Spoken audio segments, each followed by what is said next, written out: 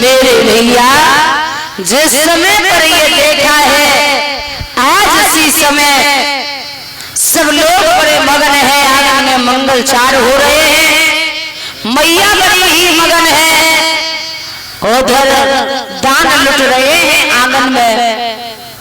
लेकिन भक्तजनों, चतुर ज्योतिषियों को आंगन में बुला करके जिस बच्चे का नामकरण कराया गया, प्रहलाद नाम रखा।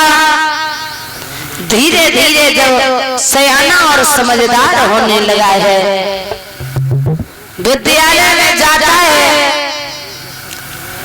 तो गुरु सुंदर आमर्क जी शुक्राचार्य के दोनों बेटे, शुक्राचार्य के बेटे सुंदर आमर्क के पास में प्रहलाद जाता है। एक दिन की बात है कि वही प्रहलाद जब विद्यालय से वापस हो रहा था, तो रास्ता में एक मैया कुमारी जो अबा लगाती थी, देखा है कि भक्त ने वो मैया उस अबा के पास में बैठी है और बैठी बैठी रो रही है।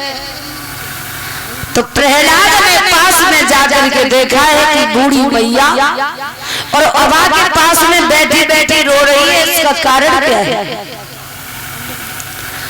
आवाज लगाई है मैया, अरे क्या कारण है, क्यों रो रही है?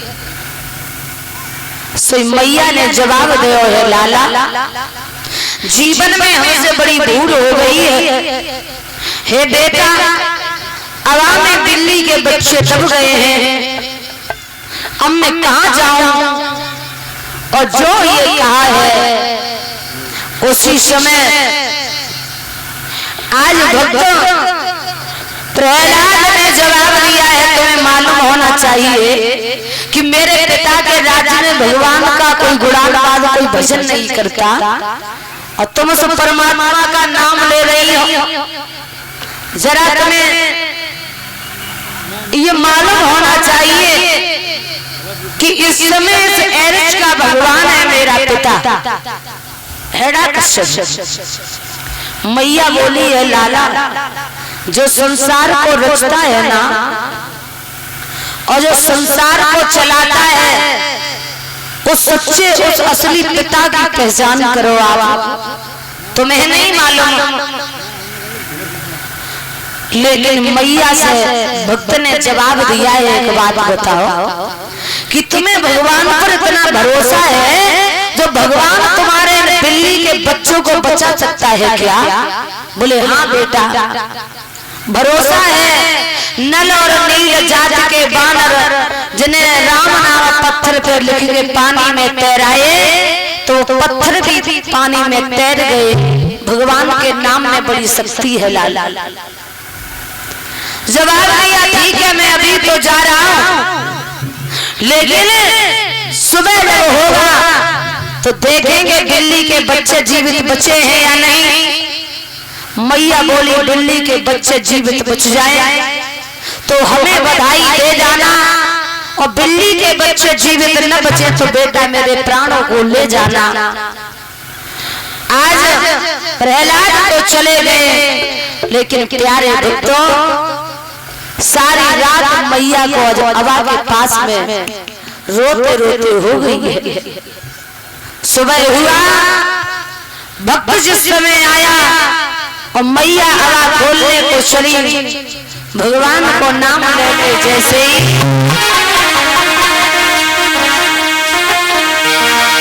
कि हरि गुण गाई गई, और मैया खोलती जाती है हरि गुण।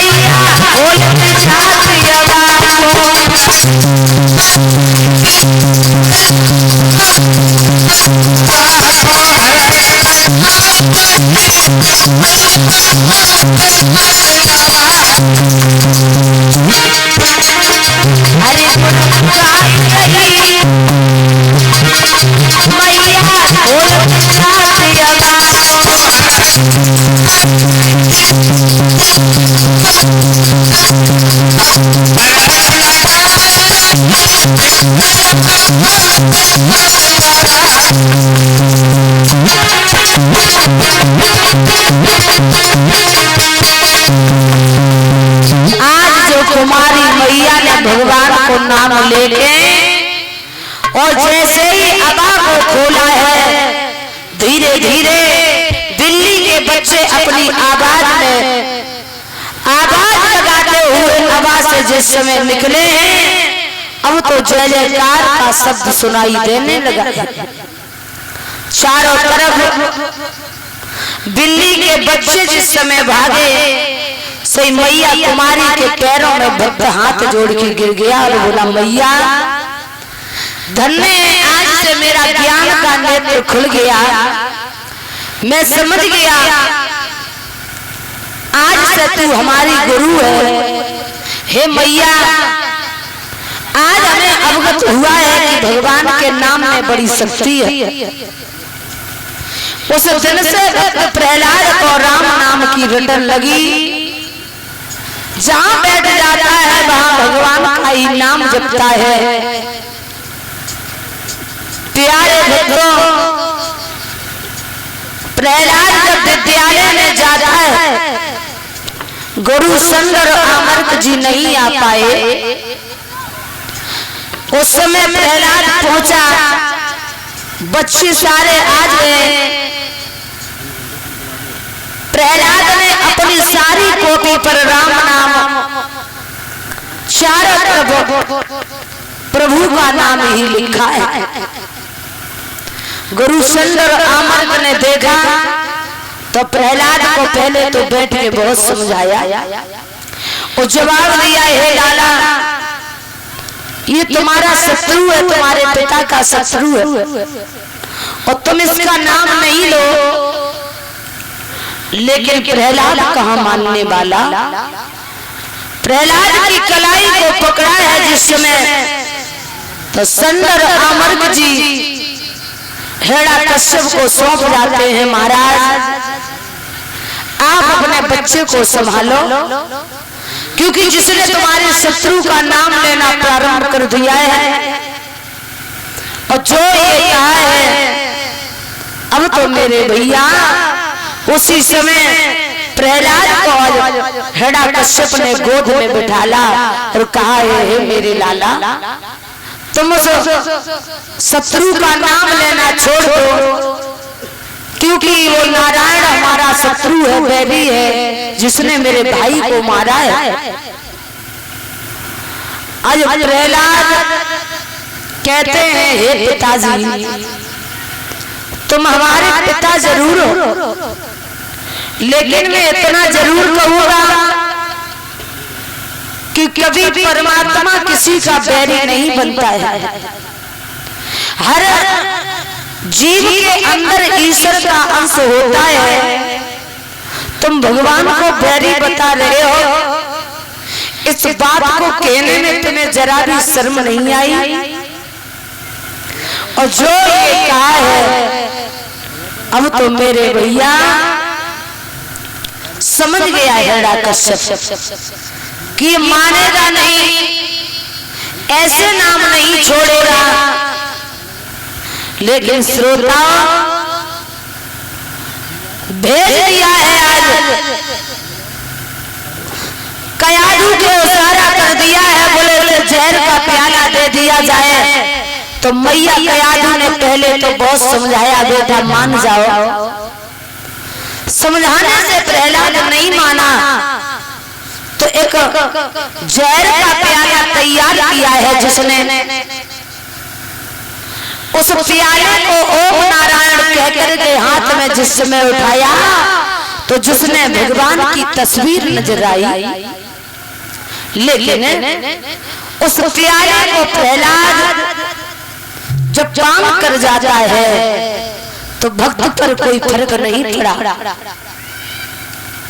एक मंत्री के द्वारा उस प्याले को अजवाया तो मंत्री सीधा स्वर्गधाम को चला जाता है, शेष बूंदों को पाकर के। मेरे भैया उधर जिस समय पर धीरे धीरे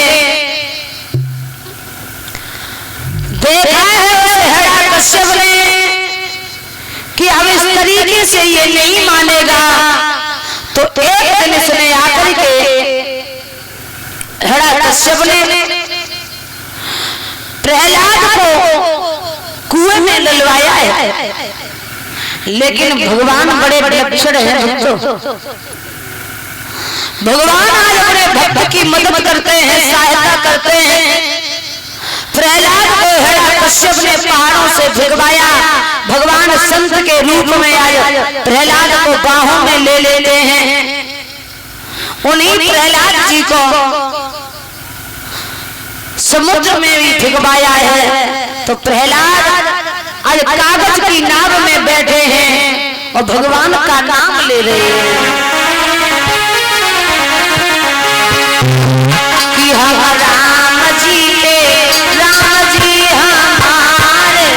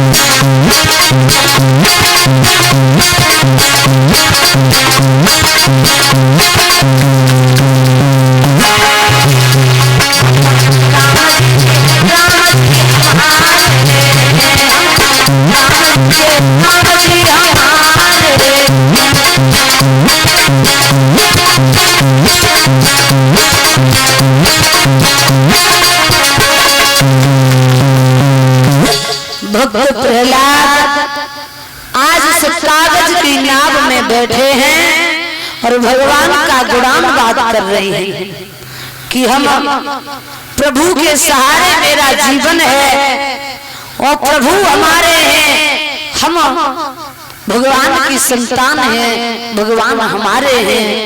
नाना बात से गुणान बात कर रहे हैं।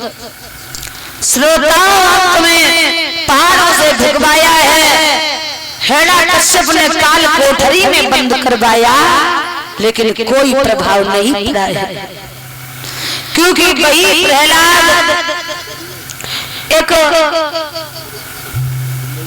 फूलों की सैया पर खेल रहे हैं, जो काले काले नाग आज फूलों की सैया बने हुए हैं जिन पर प्रहलाद खेल रहे हैं।